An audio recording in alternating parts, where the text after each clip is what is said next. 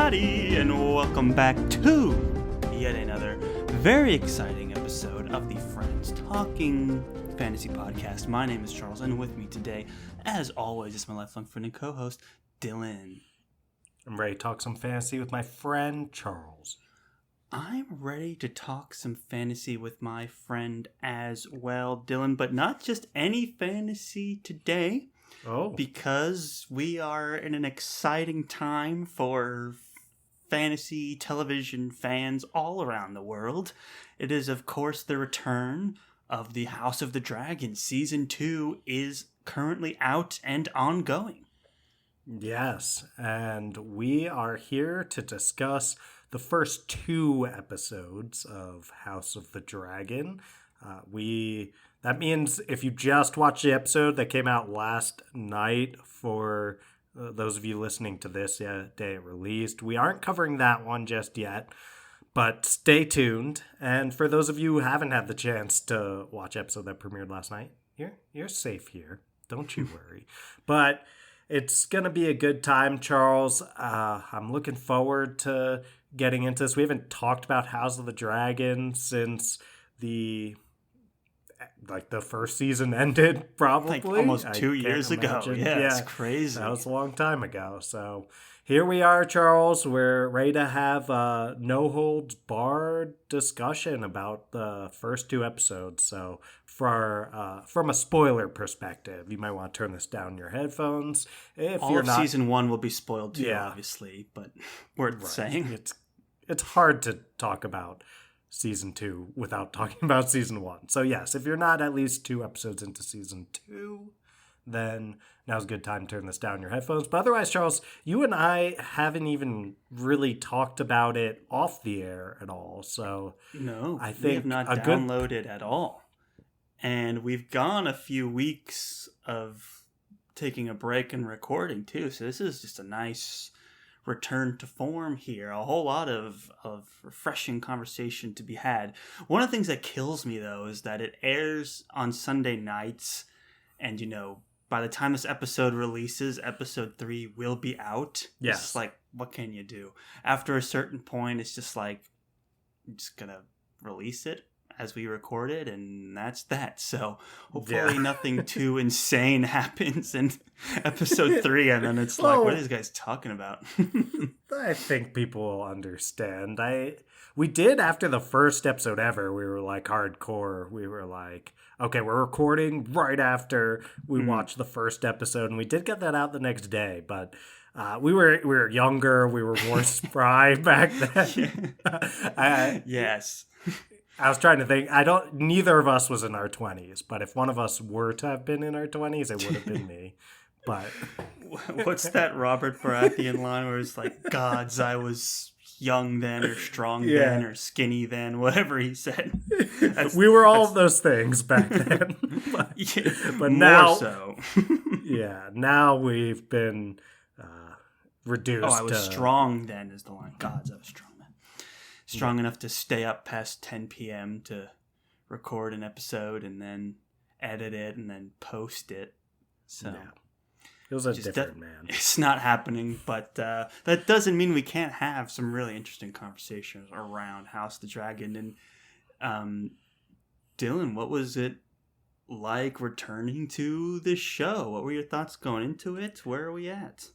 Yeah, and longtime listeners of the show will know that Game of Thrones, and I would say in particular the Game of Thrones show, is something that will always hold a special place in both of our hearts. It's one of the key reasons why we're even doing a podcast, was us having conversations over our shared love of Game of Thrones. So anytime we're returning to Westeros and we've got Targaryens and we even had a Stark right at the start of that was a little like fan service, not in the way it's usually used, but it was like, hey, like let's start them off with a Stark. They'll good love old that. Stark in our Game of Thrones show, and they played the Game of Thrones theme song too, which I'm like, it's nice. Yeah. Like, don't mess with what works. Get us all psyched up. Exactly. Anytime that all that stuff is happening, I'm just going to be positively inclined to the situation. Like, there's something that is really nice about, like, it's Westeros. And it, like, looks like Westeros and it feels like Westeros. So those kind of things automatically get me in a good place. As for the actual episodes themselves outside of that, like, I think this has been the take a lot of people have been having, so it's not going to be super fresh, but it's a little bit slow, if I'm being honest. The first couple episodes, like, it ended with a bang last year's final episode where we've got Oh, I thought you were talking about episode 1. I was like, yes, it did. Literally.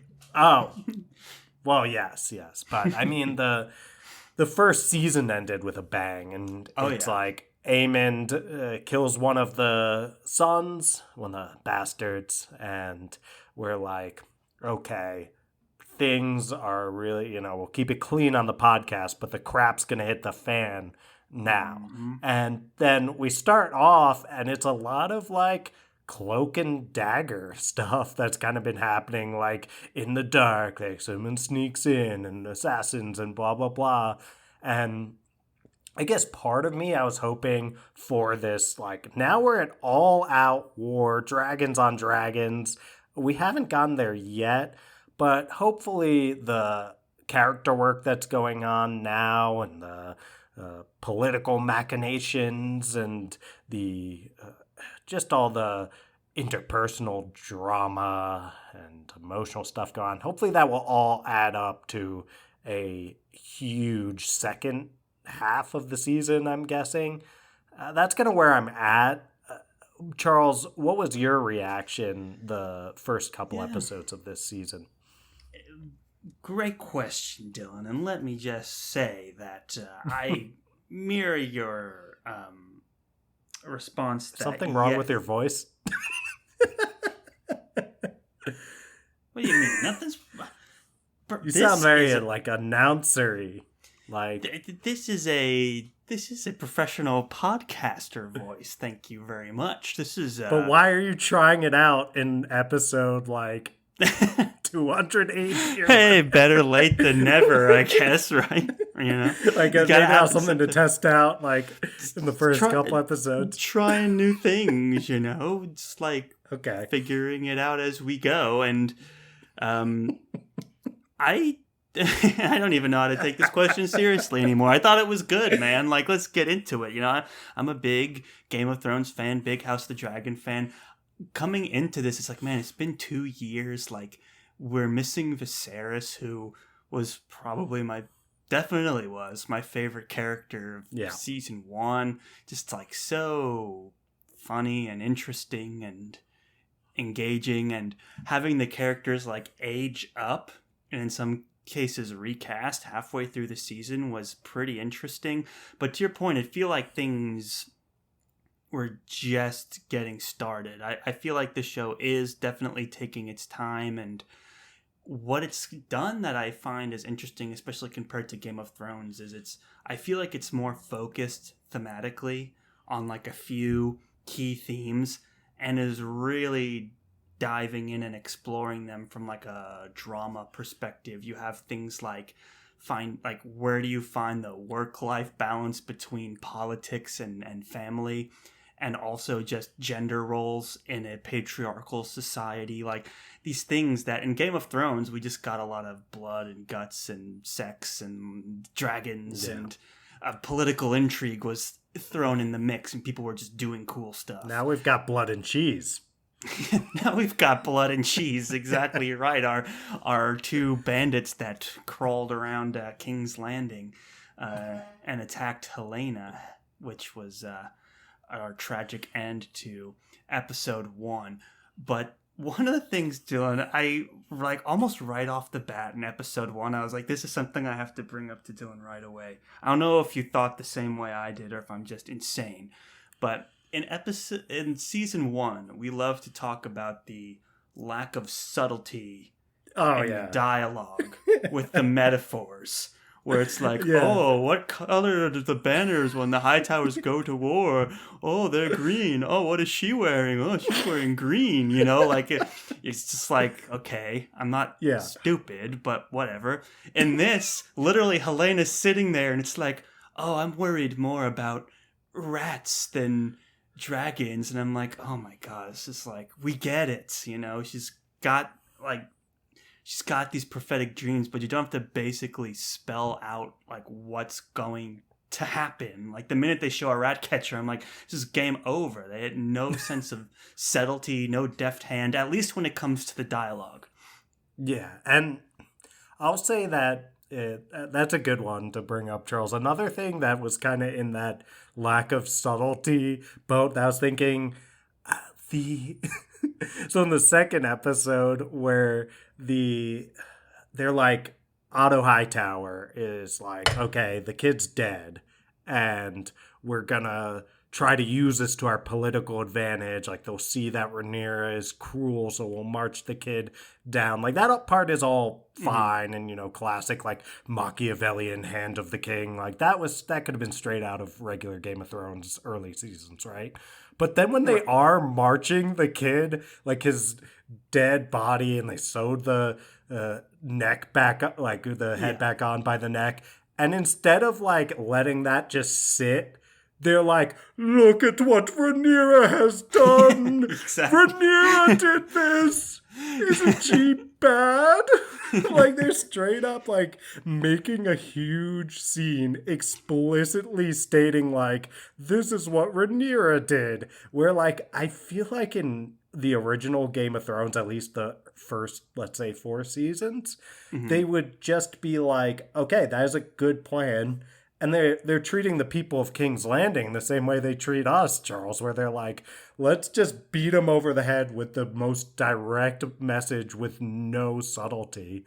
And I was like, it's such obvious propaganda where, like, if you just march the kid through the streets and people are aware, like, more subtly, like, oh, Rhaenyra did this. Like, you just release the general idea, like, oh, like, they were assassinated by Rhaenyra. And then you just march a kid through the streets and make it about the dead kid, not about, look at Rhaenyra's damage she's done. It's like, the people of King's Landing can connect the dots, and so can we, the viewers. So it's like things like and that. That was a very intense scene, too. It's like, you beheaded a kid off camera, and you heard, like, the squelching and the outcries, and it was a very intense emotional scene. And to your point, letting that kind of sit, and then they're like, oh, they're going to prepare the body, they found the head, like, leading up to it was very much like this, are we gonna see like a messed up head like on this messed up body? Like, what is he talking about?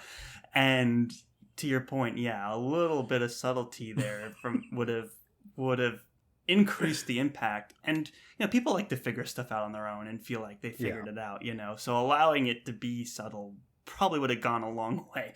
I agree. But to give the show credit, though, as much as the dialogue can be kind of stilted with the metaphors, the cinematography is actually quite good. Like, there's a lot of stuff when characters are just standing next to each other, or when, for example, Alicent is putting on the cloak, the white cloak for God, what's his name? Sir what's his name? The main guy? Sir Kristen Cole. Kristen Cole. So when she's like behind him, putting the cape on after they had their little tryst, there's like a bunch of scenes like that just look incredible. And the show sometimes just turns into almost like you're watching a play, like a theatrical performance every once in a while. And you're like, whoa. So it pulls me back in every single time. It's just funny that every once in a while I'm like, why can't they write the dialogue for this show? Why are they struggling with that so much when they like pretty much nail everything else? Yeah, I mean, it was the same problem toward the end of Game of Thrones too. Like, it's easy to look back on Game of Thrones with rose-colored glasses, and I think you don't even need them for the first 4 seasons. Like, I do think they were just that good. They also had the very beautifully written George R.R. Martin prose and dialogue and all that kind of stuff to draw from directly, whereas House of the Dragon, I haven't read the source material, but the source material is a little more zoomed out, like a historical retelling rather than like a beat by beat, like with all this dialogue and all that kind of stuff. Right. So I think we've basically seen when any showrunners have been detached from any scene by scene George R.R. Martin writing, they've struggled to maintain anything resembling that level of subtlety and wittiness and all the double entendres. That's hard. There's a reason George R.R. Martin is such a master of his craft and has succeeded in the ways he has. So I think that's just it's that same problem happening still, rather than a new problem. And I'll say, anyway, to go back to the positives you brought up, I totally agree. The show, that's kind of why I started, where I was like, what I was seeing when I first put it on and what made me very positively inclined to it from the start was it feels like Game of Thrones, and the way it's shot and the way it's acted, I would say too. We've got a lot of great actors in there. There's great pretty actors. Compelling scenes, Matt Smith, Emma Darcy.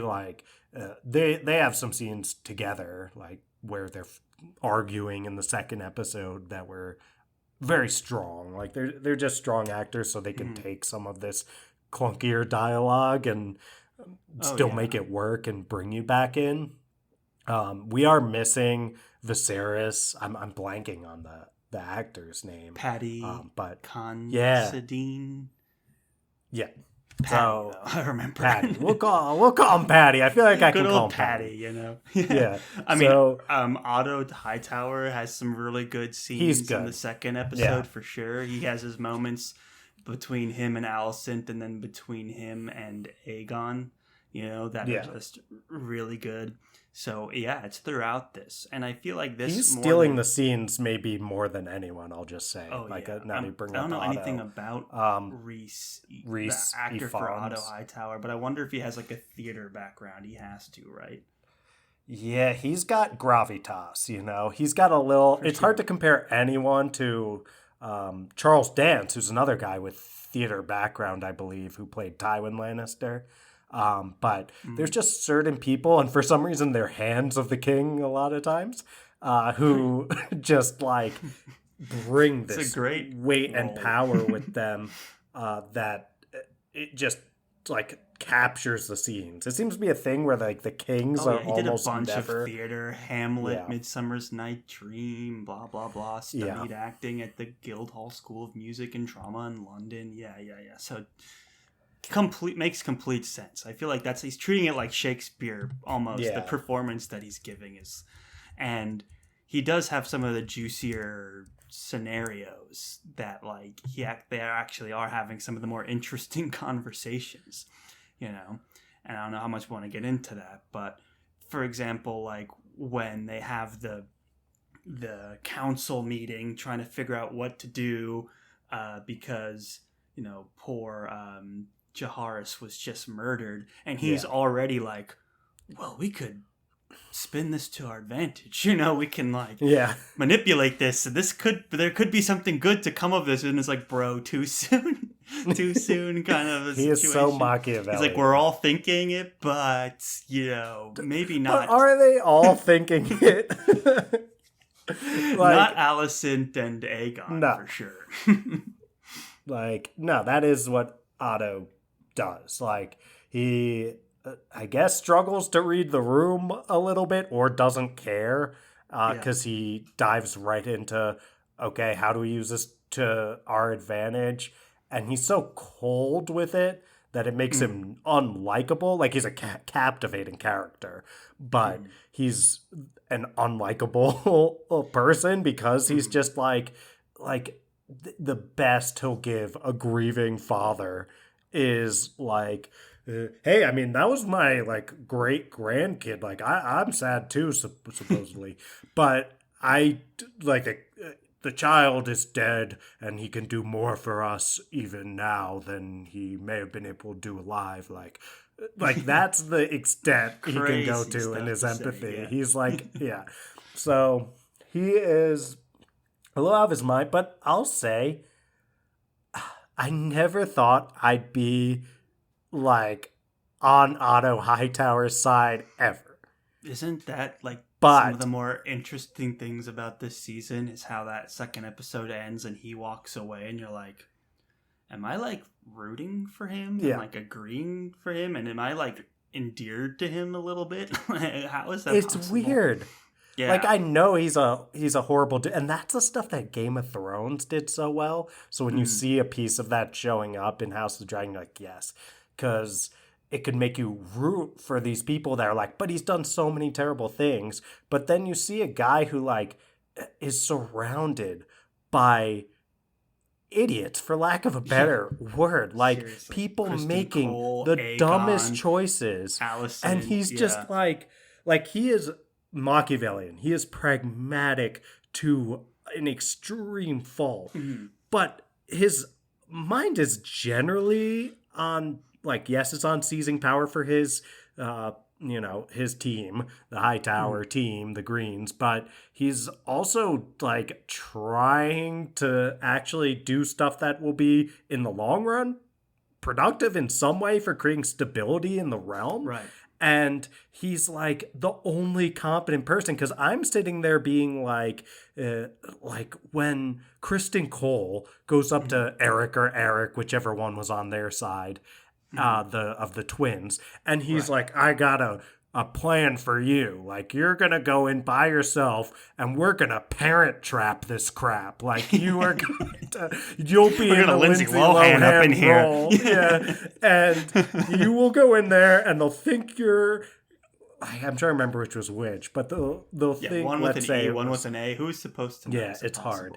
So it's like, okay, like let's say it's Eric. He's like, you're going to go in, you're going to pretend to be Eric. They'll never know. And you and I, we're going to get our parents back together. But he's like, to be fair, like, if he like gonna, committed to it, he would have worked. Like, he got in the room. It might have worked. Yeah, but he got in the room, but he did get caught. I'll just say it was, whether it almost worked or not, which they allowed it to almost work, it was a horrible plan. That we can agree on. Like, I mean, it was hilarious how bad of a plan it was, you know? Yeah. It's so funny. You'll pretend to, it's literally like a Parent Trap level, like to whatever Lindsay Lohan was, like 11-year-old girls in Parent Trap came up with a very similar idea. They just didn't want anyone dead. But it was like, you go in, you pretend to be your twin, they'll never notice, and we will like find a way to kill Rhaenyra. It's like it shouldn't have worked as well as it did. And any viewer who's like, I think most viewers were probably like me, and I assume you, who are like, that plan is terrible. That is a horrible plan. And no one's saying anything. Like, Eric is kind of pushing back, like, but he's not really able to say, like, that's a horrible plan. Right. So then finally Otto Hightower is like, you did what? Like, that's the stupidest thing I've ever heard. Like, you sent him there by himself to pretend to be his twin? And I'm like, thank you. Thank you, Otto. Combined with things. That and the whole rat catchers thing, too. It's just like... that was so dumb. Compounded. And, you know, they added to it also in the beginning where they're at, you know, they're hearing, they have court, I guess, and you have Aegon listening to the common folk and being like, the common folk are like, can we get our taxes back? And he's like, sure. And then Otto's like, actually, we kind of need taxes. We're about to go to war. You know, taxes are important. He's like, oh, okay. No, you can't have your taxes back. You know, so you see these things over and over, and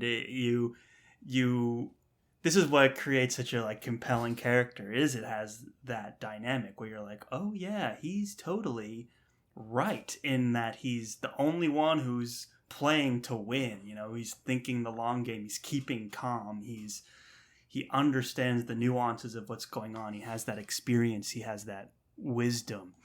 But it's it's combined with this side of him where it's like he's obviously just power hungry, and he's obviously also just selfish in a lot of ways, and sociopathic, like Machiavellian, I guess we'll call it.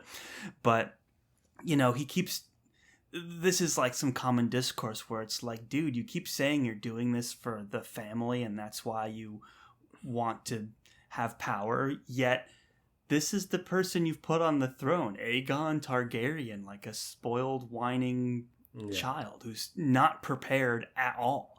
You'd think someone with as much foresight to claiming the throne for his family would have had the succession in order, but he really just thought he could rule for the rest of his days, and that's, to me, the unspoken thing about it, where he's just clearly only wanted to be in power and run the show himself and control Aegon, and he ended up creating this spoiled kid who ousted him out. Yeah, to me it's shades of Tywin and Joffrey, where you've got a patriarch, and in this case it's Otto, and in Game of Thrones it was Tywin, and they claim to care about the family, but what they mean when they say family is a last name, not the actual people that constitute that family on an individual level. They don't really care as much about that. So what they really mean is legacy. And I think Otto does care about high towers as an idea, but not necessarily high towers as the people who have that last name. Right. So it's and Tywin was totally that way with Lannister, right? And Joffrey and Aegon have a lot of parallels. Joffrey was way worse, had zero humanity to him really, and was just sadistic and evil. Aegon has shown a little bit more of he does have a nasty side for sure. He is a total spoiled brat, but he's not I torture people Joffrey for fun. Walking into the dungeon with blood, he wouldn't just smash him in the face with something heavy. He would do some sick, twisted stuff to that guy. Yeah, and and I don't think he would even have it in him to care about his own child if it ever got to that point. The way that Aegon actually cared about his child, which is something that Joffrey, who just did not have any capability of any of that. But anyway, there's a lot of shades of that I'm seeing in this relationship, and props to Rhys, who is capable of showing up with that level of, as I said, gravitas to actually make it feel that way. But yeah, we've got Aegon in this situation now where he's surrounded himself with people as if we're being nice, naive, uninformed, as him to be rash, impulsive, violent. To me, I mean, who do you think he's gonna make his hand now that Otto Hightower? Well, he made it Kristen, at least he did for the time being. He was give it to Kristen, and then Otto threw it on the ground. I didn't thought it was I didn't interpret that as he's the hand now. I interpreted it as just let him give it to him, you can't have it anymore, and I'm not going to take it from you because I'm either too cowardly to confront you, or I'm trying to show some aggression by giving it to the bodyguard. But I guess you could interpret it that way but too. He said. What made me think he was giving it to Kristen, because he was my next hand will be a closed fist or something like that. He made it sound like the next hand will be a strong person, a warrior type thing. Interesting, because I thought maybe he'd make Aemon Targaryen his hand, because I thought maybe Aemon, or I thought was maybe what, even what's his face was gunning for, Larys Strong. I thought he was trying to make Aemon hand so that they would go cause chaos, basically, which is kind of what he's after. I thought that Larys wanted to be Hand himself when he was kind of hinting at, like, you want to kind of carve your own path. But so I thought maybe Laris I wonder if his might end up the it's Hand. hard. He's one of those like Littlefinger types where you're like, who knows where this guy's gonna end up? You know, he'd stab anyone in the back.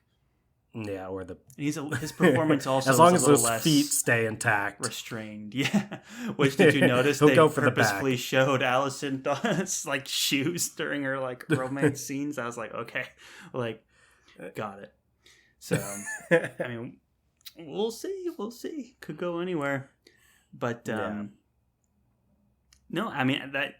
And we're talking about, you know, Allison made me think of, you know, just how much is shown visually and how they do a good job, like, with their metaphors and their themes visually, more so than their dialogue. And it's good to see her kind of in this season when you think about how she was just being like the air quotes dutiful wife, like dutiful daughter throughout the first season, and she adopted this like holier than thou personality, like that led to resentment towards Rhaenyra, where she's like, Rhaenyra, you have to get married to some crusty old guy, and you have to like have kids, and you can't be going out, you have to go to church or whatever, you have to be holy. It's like, that's what makes me a better person than you. You know, you raised these crazy kids that poked out my son's eye. We're all fit and proper over here. We should rule. You know, and then now she's just like loose cannon. Now that she's like found some of her own power and self-expression, she's kind of just thrown in with the rest of the mix in very Game of Thrones style, where it's like everyone is hypocritical and out for themselves, and they all have these different personalities, and you root for them for different things. But it's kind of interesting to see Allison like, and they all sleep with Kristen Cole. They all sleep with Kristen Cole for whatever reason, that guy. But it was just like interesting. He's got to the see looks. That. He's absolutely got the looks. He reminds me of like a, you know, I was just reading that King Arthur story, right? The Once and Future King. And he's very much a Lancelot type, where you're like, oh, I'm super devout. I'm a knight, and knights are chaste and holy, and then meanwhile breaking every rule under the sun. Like, you set these standards for yourself of what a knight should be, and then you're actually just mentally not okay and breaking all the rules, and that just makes it even worse. It's just this like vicious cycle of like self-hatred that he kind of goes through. Right. And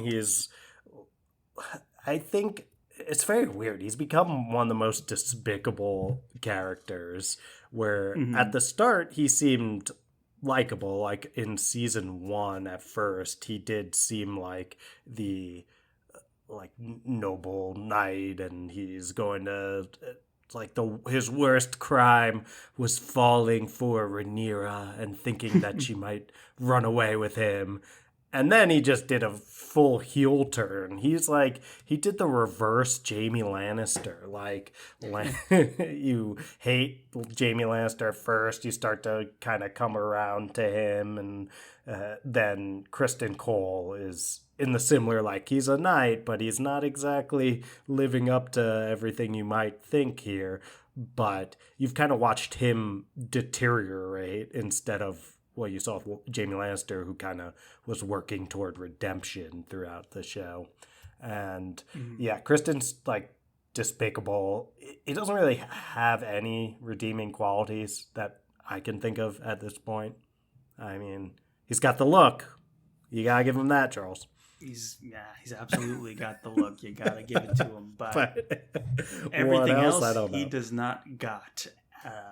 He's not a good like schemer. He's not good at politics. He's not good in I guess he's probably like, good in bed. He probably is, you know, like, but he's not a good knight.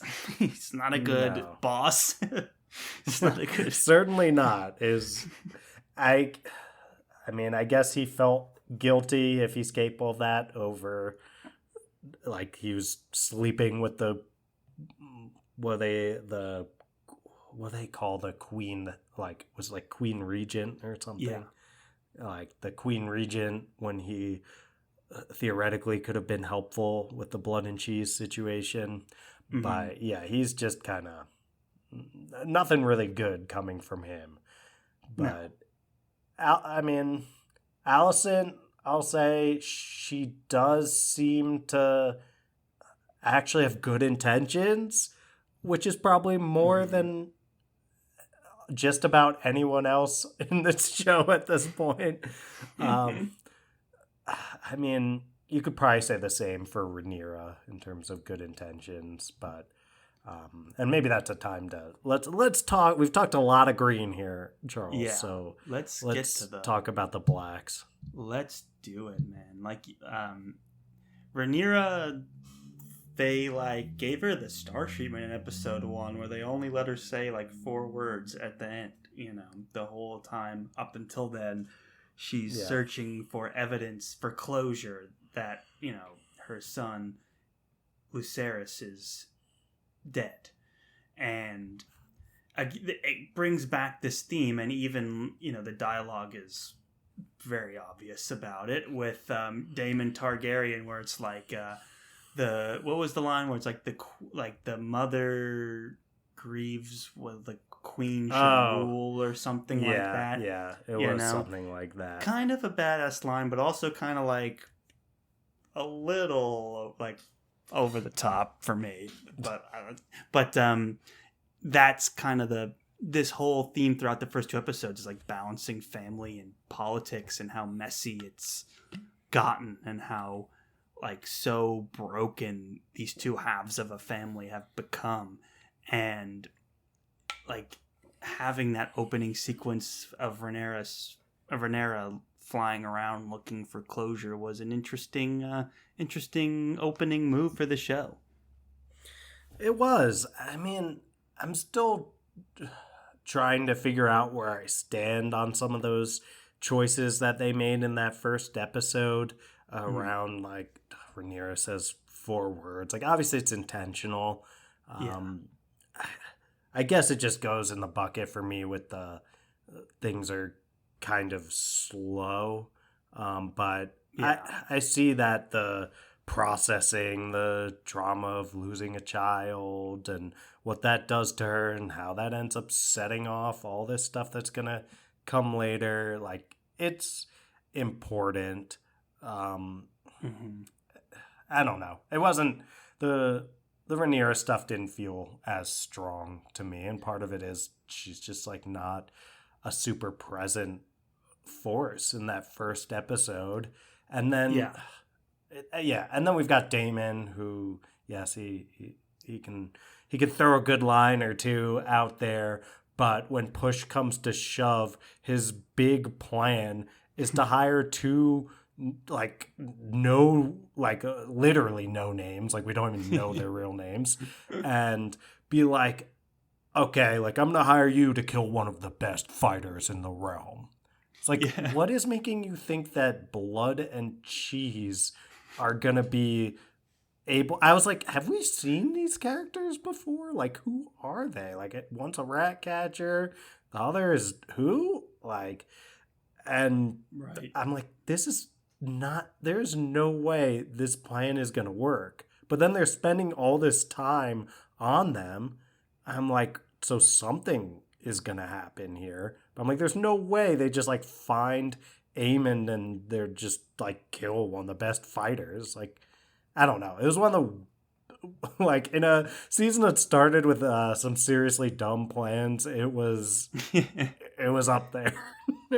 Yeah, and it's interesting to like have those 2 things happening parallel to each other, where it's just like, this is the state that the most noble royal family has fallen to, where politics has gotten so in the way of family that even people less politically minded are making these crazy moves that are ill-conceived from the beginning, and it's just run rampant because there's just been no check, and there's been no strong family dynamic to foster any of that. Like, none of these people were prepared to take over. Like, Viserys hardly did anything his whole rule, and then left preparing nobody. He like gave Rhaenyra a little bit of a dream sequence, and that was it.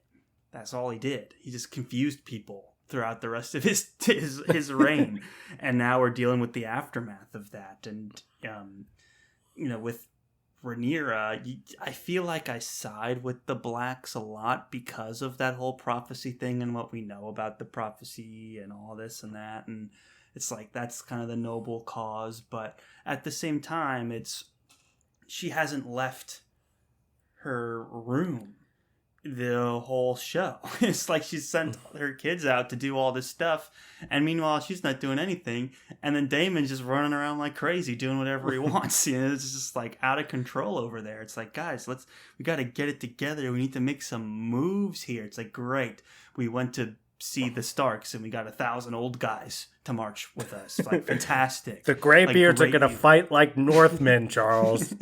Yeah, exactly. Arrow fodder, pretty much. It's like, great. Thank you all so much for like great moves, Rhaenyra. It's like a good trade, like in chess. It's just like took a really good piece, and then it's like, oh, we got the pawn though.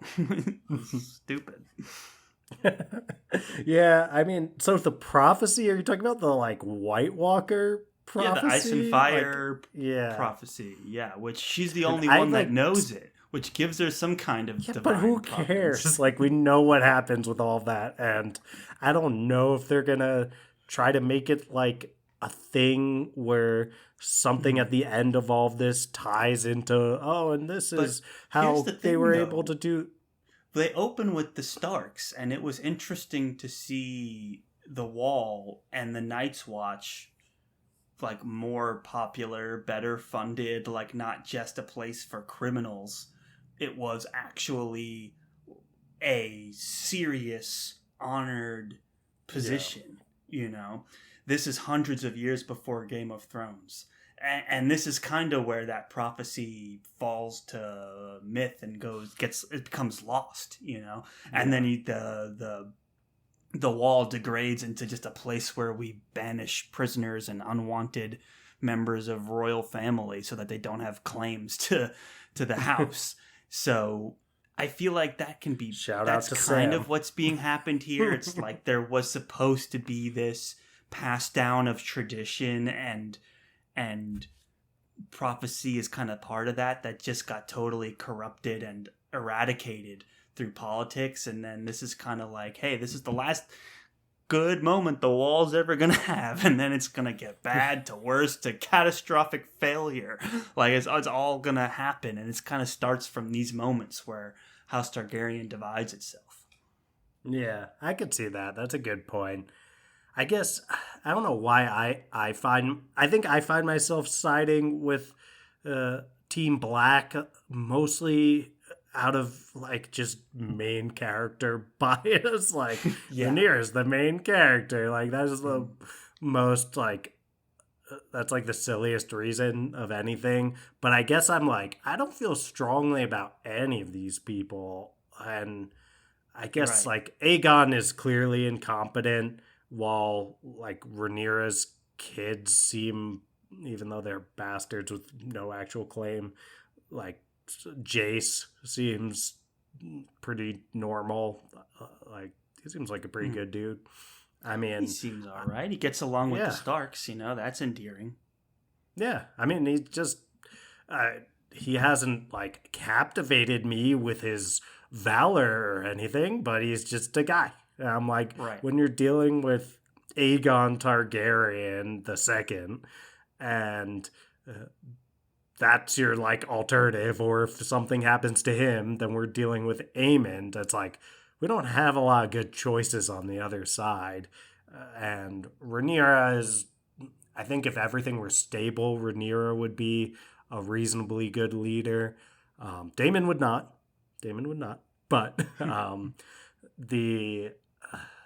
I don't know, the Team Black has a little bit more to offer in terms of mentally stable people who have a chance to be decent rulers, I guess.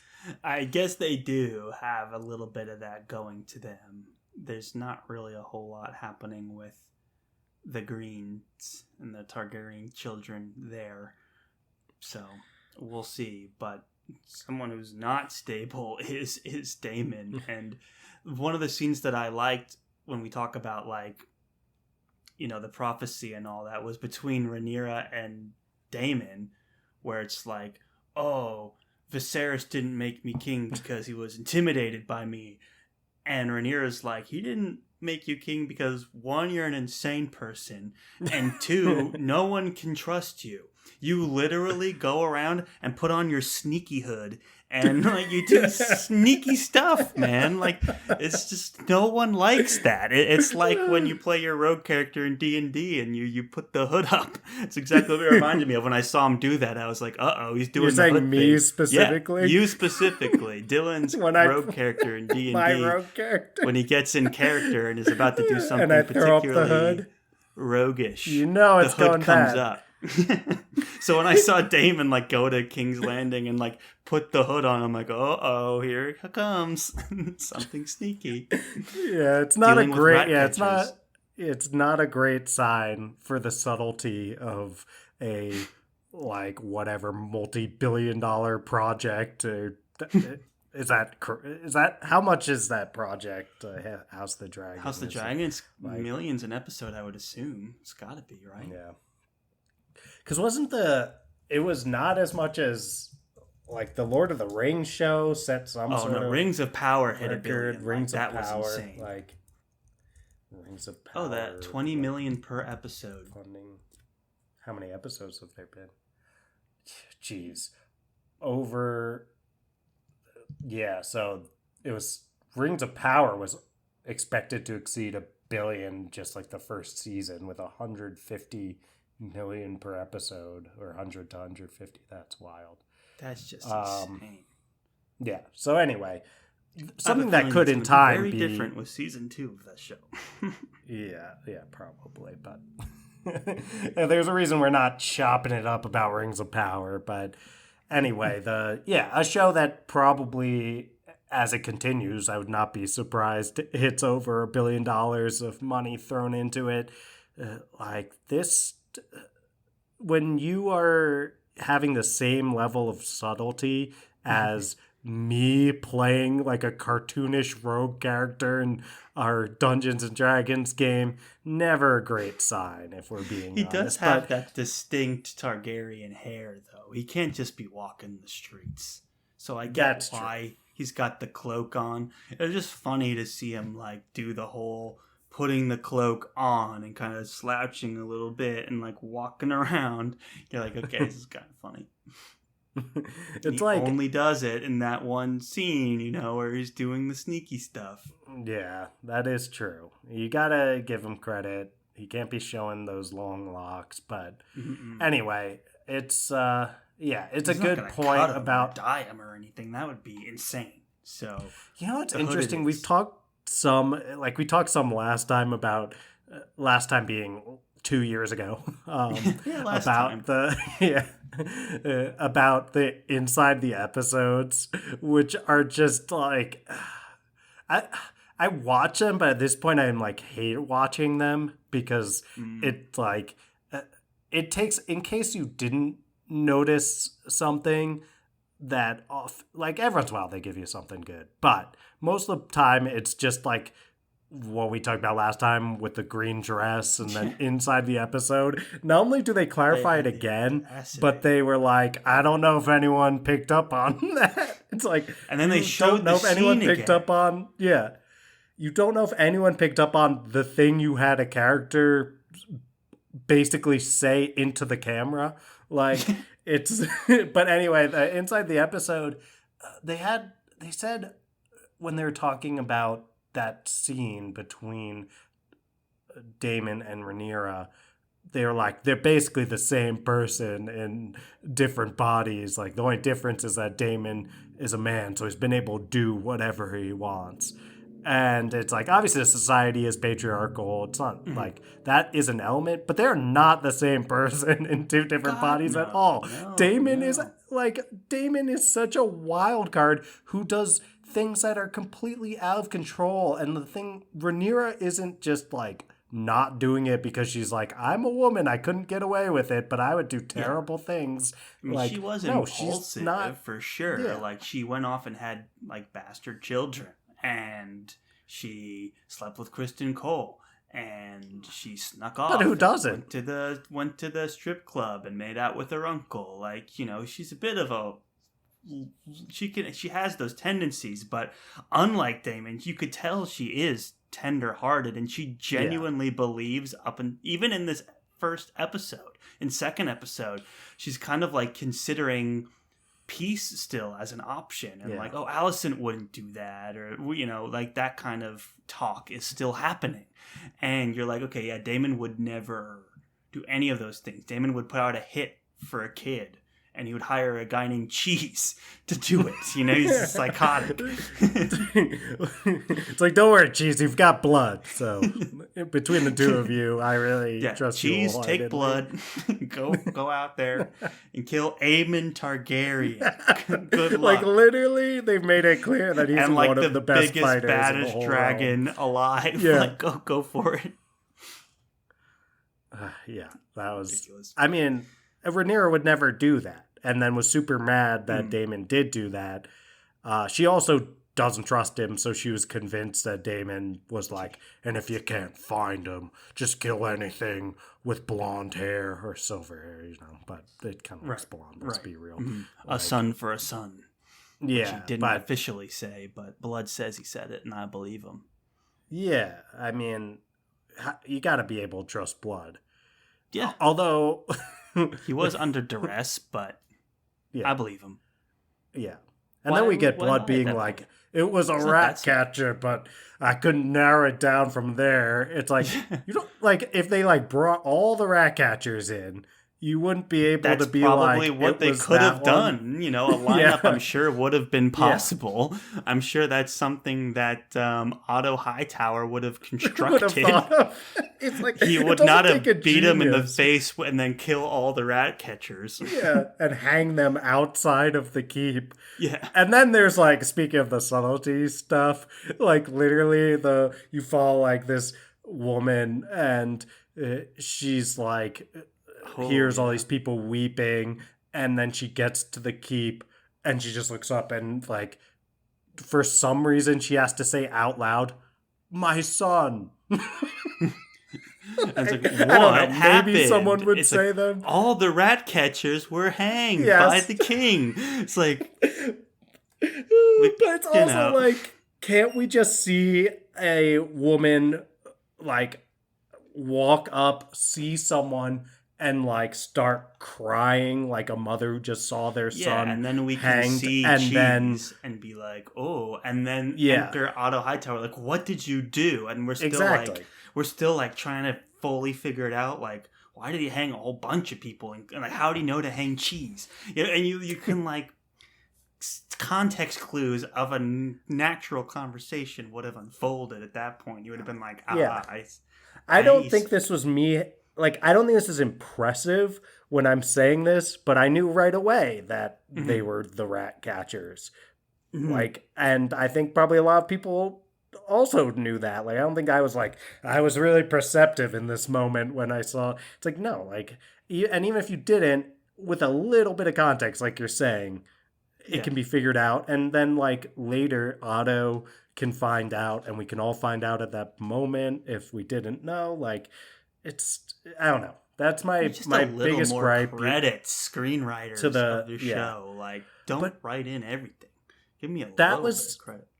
That was the last couple seasons of Game of Thrones too, and I think that's like been the biggest problem now since it got super popular. But then what also was funny was the scene with is it Rhaena Targaryen and Rhaena and Rhaenyra.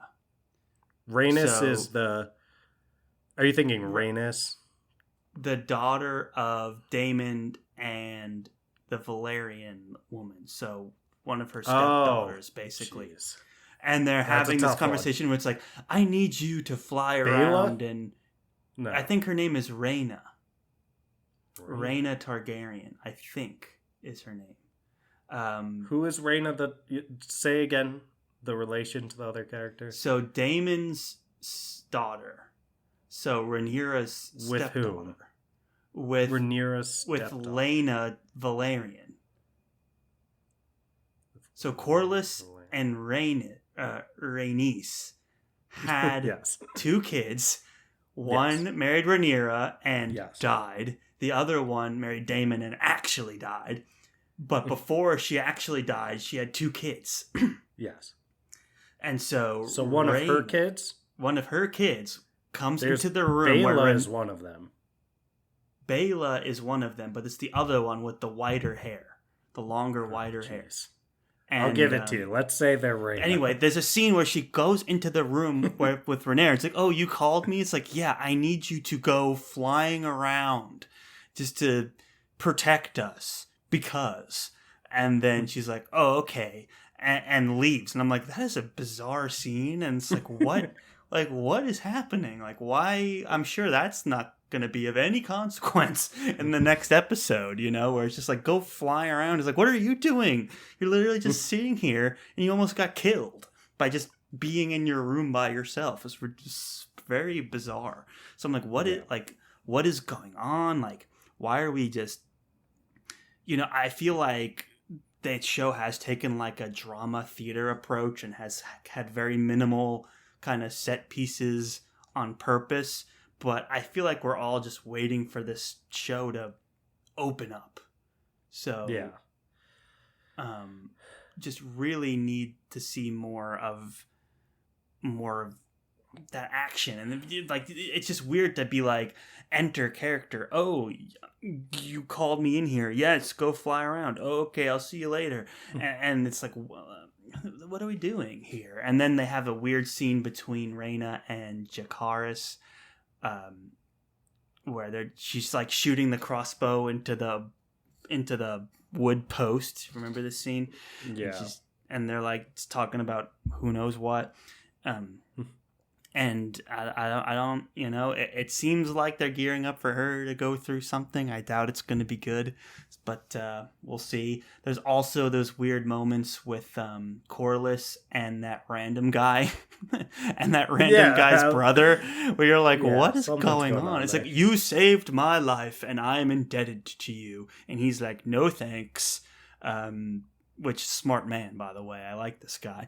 He's like, no thanks. And then the brother's like, dude, come on. This could be our moment. Ask him to, like, send you out to war. And the dude's like, no, I'm going to pass on that opportunity. So, I don't know. There's a bunch of stuff cooking, but I feel like the show, it's got really good characters, and it creates this great, like, ensemble cast where they're all sitting in a room having dinner. But we aren't getting the, like, the bigger picture. Like, we need to get out there, we need to start fighting and flying and meeting with people and getting out of King's Landing and getting out of Dragon's Reach or wherever it is, and we need to start Dragonstone. Dragonstone, yeah. We need to. What is Dragon's Reach? I don't think that's anything. It's probably in like Skyrim or something. Yeah, I was gonna say, is that Skyrim? I don't know. It is Skyrim, yeah. See, I've never played Skyrim, and I was just like, that's definitely something that Charles just grabbed from Skyrim. Dude, I put hundreds of hours into that. Let's not get into that. Anyway, that's all I'm saying. As we go into episodes 3 and beyond, that's what I'm hoping to see. Let's open this show up. You've set the stage really well. I'm hungry for more. Let's see these characters do something. Yeah, I totally agree. I think that you've got the pieces in place. You've got the justification to like make things really start happening now. Mm-hmm. I would love to see it really open up and start being some dragon on dragon, big battle stuff. I think, like, I'm getting the feel so far of this, like, this cloak and dagger assassination stuff might keep going for a little bit. I mean, just I don't know. That's just how it's been feeling right now. It's Yeah, like we're not gonna have like and big the people battles who with get large hurt are armies. like, It's just not the show. nah, it just. But I think maybe in the like by the end of this season, it's just here's the thing. I don't know the source material. I've purposefully not read it because I want to read it or I want to experience it as a watcher of the show because it's like this historical account is the source material. So it's not like this engaging story at the level of like reading a Game of Thrones, the first book. Right. So I've chosen to enjoy it this way, and it's nice to not know what's happening. But I don't know. I just feel like you're wasting your opportunity if you don't have some giant dragon versus dragon conflict with big armies. It's like Game of Thrones is politicking and witty dialogue and like all these machinations and smart stuff, and it's like we get some of that here in this. Maybe not a lot on the dialogue end, but Game of Thrones was also giant battles, like a lot of times like the end of certain seasons. And it's like you think of the Battle of the Bastards, you think of the Battle of Blackwater, like these kind of epic battles. We just haven't had anything like that yet in this show. And it's like you have we have two sides that both have dragons. Yeah. Like do something. So true. And it's like, dude, these armies have not been at war in a while. They're like ready to go. Like, let's see it, I feel like they mask the $20 million budget very well. I would say, I mean, it's crazy to say, but they've kept the number of sets and number of people in a scene at one time very small. I mean, it's crazy production value, looks amazing.